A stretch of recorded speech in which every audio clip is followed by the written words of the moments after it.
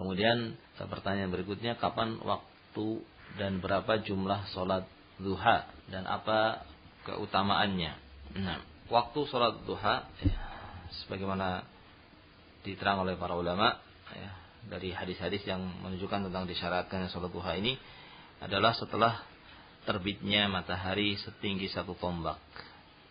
Ya, ini kurang lebih 1/4 jam setelah terbitnya matahari.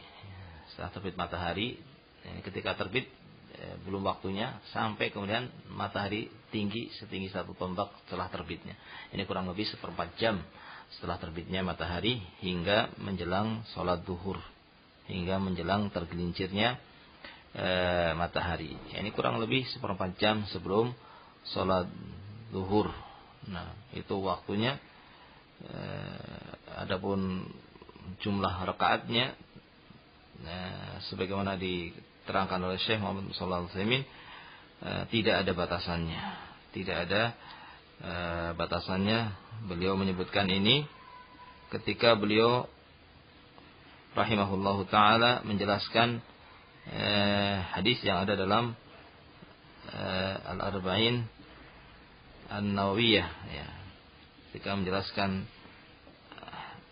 hadis kullu sulama minan nas alaihi sadaqah, bahwa setiap persendian dari manusia itu wajib untuk disodakoi kullu yaumin, pada setiap hari, tatlu fihi syams, pada setiap hari ketika terbit matahari ya, pada setiap hari itu wajib untuk seorang bersedekah sejumlah persendian yang jumlahnya ada 360 persendian dalam tubuh manusia.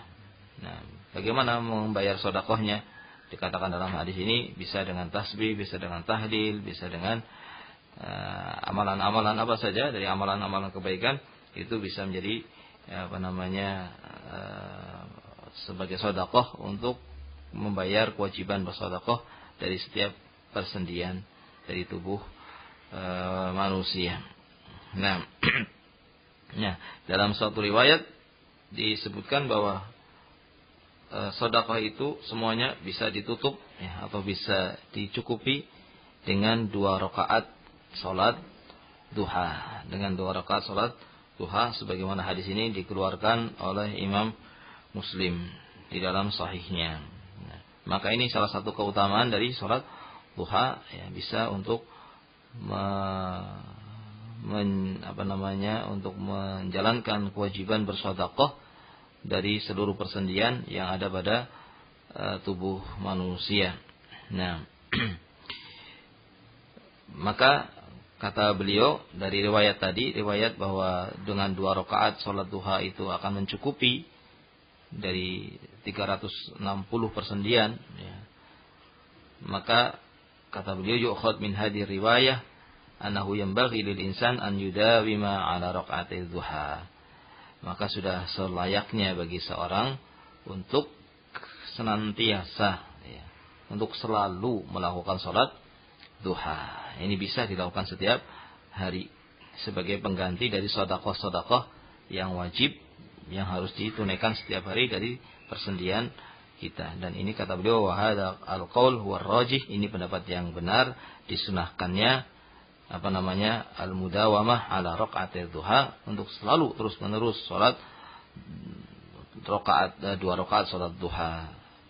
Wa waqtuha, adapun waktunya kata beliau min irtifa'i syams qida rumhin, mulai dari terbitnya matahari setelah 1 tombak fi ra'il ain, dalam pandangan mata, ila kubail zawal, sampai menjelang tergelincirnya matahari ya.